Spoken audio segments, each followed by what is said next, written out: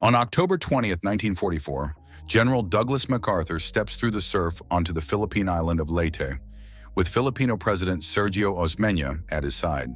For MacArthur, this is a deeply symbolic return after being forced to evacuate the Philippines in 1942 during the Japanese advance. American newspapers quickly circulate photos of him walking ashore, turning the scene into a powerful image of his comeback, even though privately he was frustrated that no landing craft had been arranged for him. As he makes those iconic steps, American forces, who had come ashore earlier, push inland against only light Japanese resistance. From the beach, MacArthur delivers his famous broadcast, "People of the Philippines, I have returned. By the grace of Almighty God, our forces stand again on Philippine soil, soil sanctified by the blood of our two peoples. But the struggle for the Philippines is only beginning." MacArthur expects the seizure of Leyte, especially its airfields, to be relatively swift. From Leyte, U.S. troops will be positioned to strike Luzon, capture Manila, and seize Clark Field, one of the few runways capable of hosting heavy bombers. While MacArthur is undoubtedly thinking of his own reputation, he also wants his Southwest Pacific Area Command to play a more central role in the wider war by providing greater air support. However, poor weather and Japanese countermeasures derail his plans. The U.S. Sixth Army, under General Walter Kruger, advances slowly as Japanese aircraft contest American air superiority, and Japanese ground reinforcements arrive from neighboring islands. Their commander, General Tomoyuki Yamashita, newly transferred from Manchuria and famed for taking Singapore in 1942, is hardly enthusiastic about his fate. "So it's come at last. My going won't change a thing. It's simply my turn to die, isn't it?" Yamashita prefers fighting a decisive battle on Luzon, but Tokyo insists he defend Leyte. Even with reinforcements, his troops struggle in Leyte's rugged mountains. By early December, Japanese strength fades. An airborne attempt to recapture American airfields fails, and a U.S. landing cuts off Yamashita's supply line at Ormoc, forcing him to retreat with only about 1,000 men. Roughly 20,000 Japanese troops remain on Leyte, continuing guerrilla-style attacks for months after MacArthur declares the island secured on December 25, 1944. One of the 439 later Japanese surrendering soldiers, Private Sato, writes, "My hatred for the army hierarchy is stronger than words. I must survive and tell the people what has happened." The late operation consumes far more American manpower than expected, but sets the stage for the invasion of Luzon. On December 15th, U.S. forces seize Mindoro, and soon after MacArthur views Bataan and Corregidor, the places tied to his 1942 defeat. "I felt an indescribable sense of loss and solemn consecration." Yamashita considers declaring Manila an open city, just as MacArthur did in 1941, and shifts most of his defensive focus to northern Luzon. Still, about 260,000 Japanese remain on Luzon, many poorly armed and lacking vehicles or proper communications. MacArthur believes the Japanese are far weaker. He orders Kruger to thrust rapidly from Lingayen Gulf toward Manila and Clark Field, relying on intelligence chief Charles Willoughby, who insists only 152,000 Japanese soldiers are present. Kruger disagrees and prefers a careful advance. On January 9, 1945, the U.S. Sixth Army lands at Lingayen Gulf. As on Leyte, opposition is light. Within days, 150,000 American troops are ashore, moving inland with the help of Filipino guerrillas acting as guides and fighters. Kamikaze attacks pose the main threat at first, but these fade as Japanese air losses mount. Kruger moves cautiously, wary of traps and flanking attacks, even as some officers wonder why the Japanese resistance is so uneven. "I still cannot decide whether the Japanese are stupid or very clever." MacArthur presses Kruger to move more quickly, but the terrain hampers speed. 217 bridges have been destroyed. MacArthur announces Clark Field captured prematurely, prompting complaints from Lieutenant General Oscar Griswold. Why does MacArthur do this? It takes 5 days to secure the airfield and weeks more to clear nearby terrain. As the Americans close in on Manila, the 37th Infantry Division and 1st Cavalry Division form flying columns, fast-moving, mechanized units tasked with racing to the city. Photographer Carl Maidans describes the journey as trucks, tanks, and troops force their way across ruined bridges and flooded rivers. Meanwhile, the 8th Army, under Lieutenant General Robert Eichelberger, lands to the south. MacArthur urges him on, "This is your chance to be the Patton of the Pacific." U.S. paratroopers seize Tagaytay Ridge, though scattered on landing, and secure it with Filipino help. There is added urgency. The Americans are nearing Japanese prison camps holding POWs and civilian internees since 1941-42. Saving them is crucial, especially after Japanese guards massacred prisoners on Palawan in December 1944. In late January, U.S. Rangers, Alamo Scouts, and Filipino guerrillas free over 500 POWs at Cabanatuan. Many so starved they barely recognized the rescuers. They thought we were men from Mars. By early February, American troops enter northern Manila, liberating Bilibid and Santo Tomas. Commandant Toshio Hayashi flees after negotiations, his troops scattering chaotically. MacArthur again predicts Manila will fall quickly. He even imagines a victory parade, but events soon prove otherwise. The battle for the Philippines stands as one of the most sweeping, brutal, and politically charged campaigns of the Pacific War. It was not a single fight, nor a single island, nor a single victory. It was a sprawling contest of strategy, pride, and survival spread across thousands of miles of ocean and jungle. When American forces returned to Luzon, Leyte, and the countless smaller islands of the archipelago, they were not simply launching another offensive. They were entering a crucible shaped by defeat, occupation, promises made, and promises that demanded to be honored. By 1944, Japan's grip on the Pacific was weakening, yet it remained dangerous, desperate, and willing to sacrifice entire armies to slow the American advance. The Philippines, its cities, its mountains, its seas, became a proving ground for both nations. For Japan, it was the keystone of their southern defensive shield. For the United States, it was both a strategic landmass and a symbol. And for the millions of Filipinos trapped under occupation, it was home. Broken, starved, yet still waiting for freedom. General Douglas MacArthur had vowed to return after the fall of Bataan and Corregidor in early 1942. His promise to the Filipino people, to his own pride, and to the American war effort became one of the defining narratives of the Pacific. Yet behind the emotional appeal lay hard military reasoning. The Japanese still held over 250,000 troops across the archipelago. These forces threatened supply lanes, endangered any bypass strategy, and provided Japan with forward bases for air and naval attacks. Leaving them untouched was a risk few American planners were willing to accept. When the first waves of U.S. soldiers splashed onto Leyte's shores in October 1944, they stepped into a maelstrom. Mud swallowed boots, artillery fire shook the beaches, and Japanese defenders turned every ridge and rice field into a trap. The terrain itself seemed determined to resist liberation. Jungles concealed snipers. Rain turned roads into rivers. Disease gnawed at armies as relentlessly as bullets. Yet the landing succeeded, setting the stage for a campaign that would grow larger and deadlier with every passing week. While American troops advanced inland, the seas exploded into one of the largest naval clashes in history, the Battle of Leyte Gulf. Japanese admirals launched a desperate, multi-pronged operation, throwing battleships, cruisers, and the first organized waves of kamikaze pilots at the invasion fleet. Off Samar, small American escort carriers and destroyers fought with a ferocity that stunned the enemy, turning what should have been a crushing Japanese victory into a heroic and improbable defense.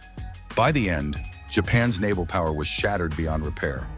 But despite the strategic victory at sea, the fighting on land only intensified. Japanese resistance stiffened across Leyte's interior. Units withdrew into mountains, refusing to surrender even when surrounded. Villages became battlegrounds. Civilians caught between retreating Japanese soldiers and advancing Americans suffered atrocities that would scar the region for generations. By the time Leyte was secured, the cost in lives, American, Japanese, and Filipino, was already staggering. Then came Luzon. The landing at Lingayen Gulf in January 1945 was massive, one of the largest amphibious assaults of the Pacific War. Columns of Sherman tanks rolled ashore, Waves of infantry advanced behind naval guns that rumbled like thunderstorms. Yet even with this overwhelming force, the Japanese strategy shifted. Rather than defending the beaches, they withdrew into the mountains and cities, intending to bleed the Americans slowly, forcing them to grind through every valley and hillside. No place suffered more than Manila. Once known as the Pearl of the Orient, Manila was caught between an advancing American army and Japanese troops who refused evacuation orders. What followed was one of the most destructive urban battles of the 20th century. Neighborhoods burned. Artillery echoed through streets once filled with music and commerce. Filipino civilians were massacred in staggering numbers as Japanese forces turned homes, hospitals, and churches into barricades or killing grounds. American tanks and infantry fought their way block by block, building by building. The city was liberated, but at an unbearable price. By the time the smoke cleared, Manila was nearly erased. Its bridges collapsed, its districts reduced to rubble, and over 100,000 civilians dead. It was a liberation, but it came wrapped in sorrow and ruin. Across Luzon, the struggle continued.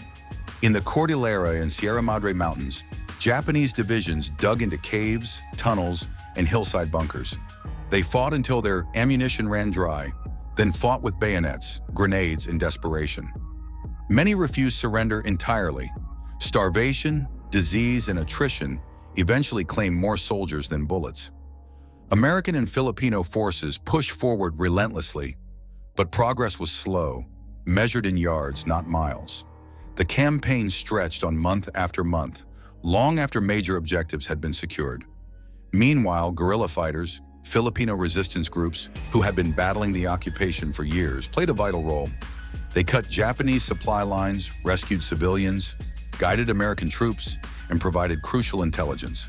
Their contributions transformed the campaign, helping to free towns before American battalions even arrived. The liberation of the Philippines was not solely an American victory. It was a joint struggle, fought shoulder to shoulder with the Filipino people. Yet as the campaign neared its end, a difficult question emerged, one that historians still debate. Should the Philippines have been invaded at all? The losses were enormous. Thousands of American soldiers were killed. Tens of thousands more were wounded. Over 500,000 Japanese troops perished, most to starvation or disease rather than direct combat. Filipino civilian casualties exceeded 300,000. Entire cities were leveled. Farms, roads, and infrastructure were destroyed. In sheer human and material terms, the cost was overwhelming.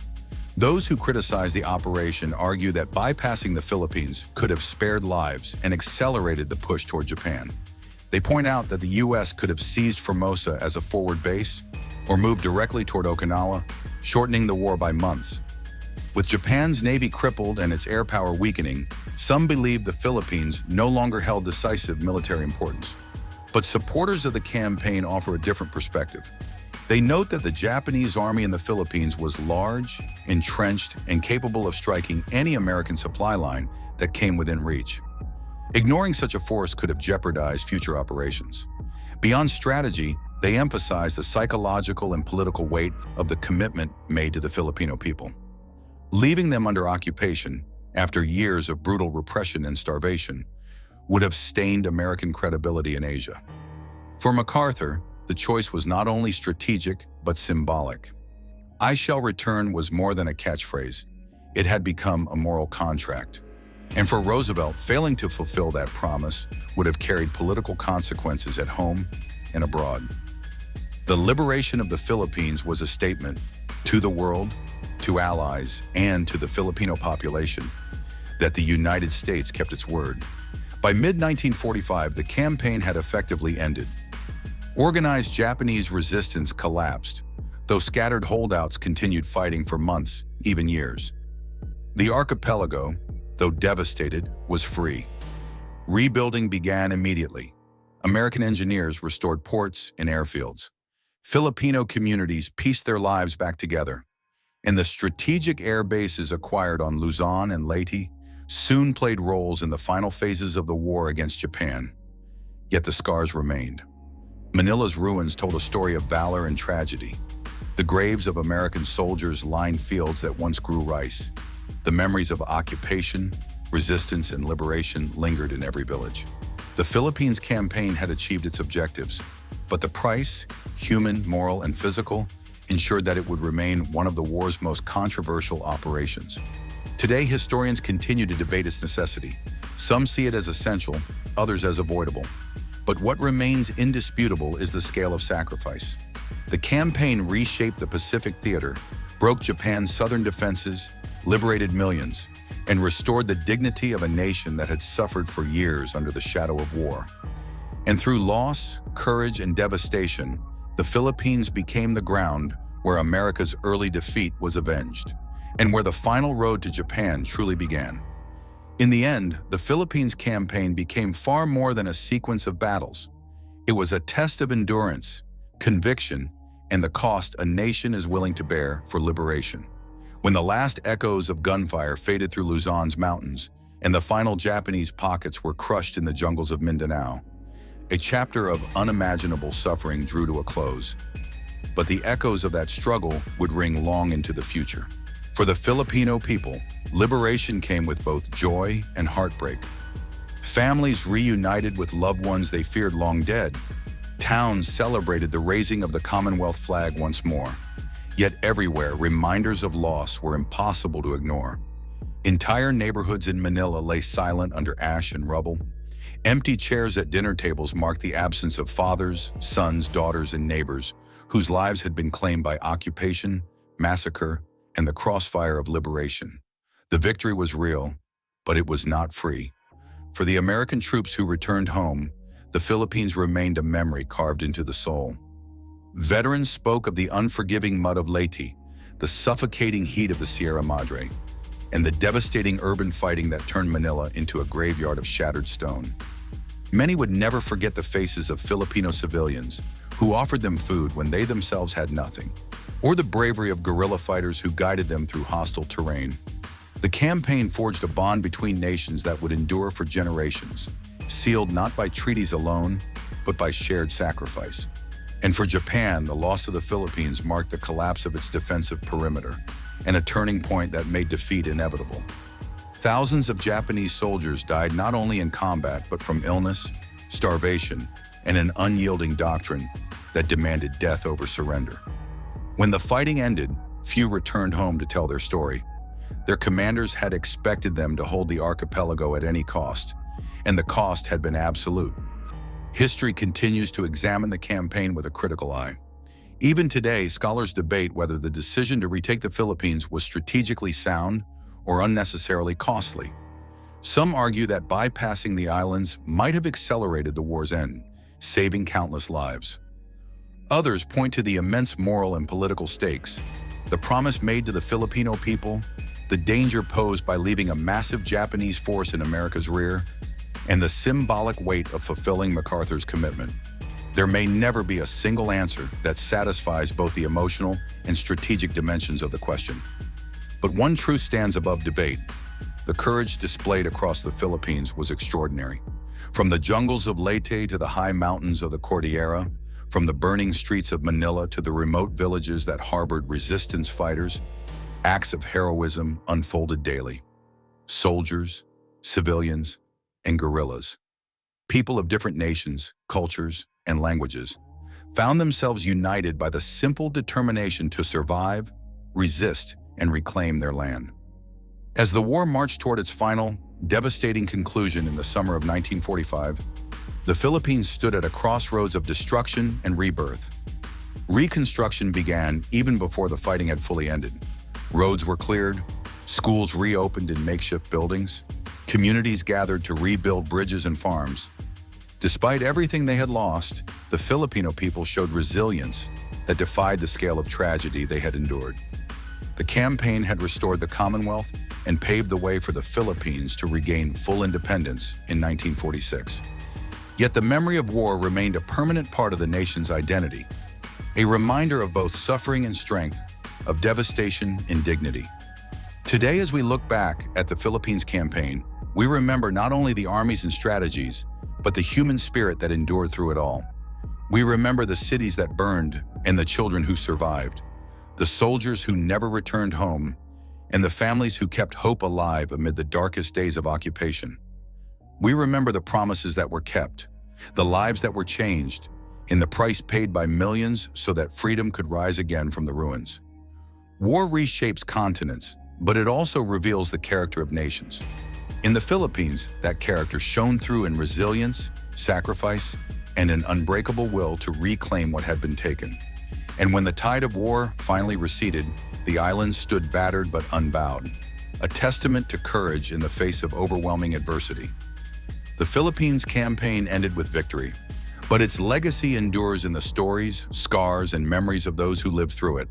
A reminder that freedom, once lost, is never regained without great cost and never defended without great courage.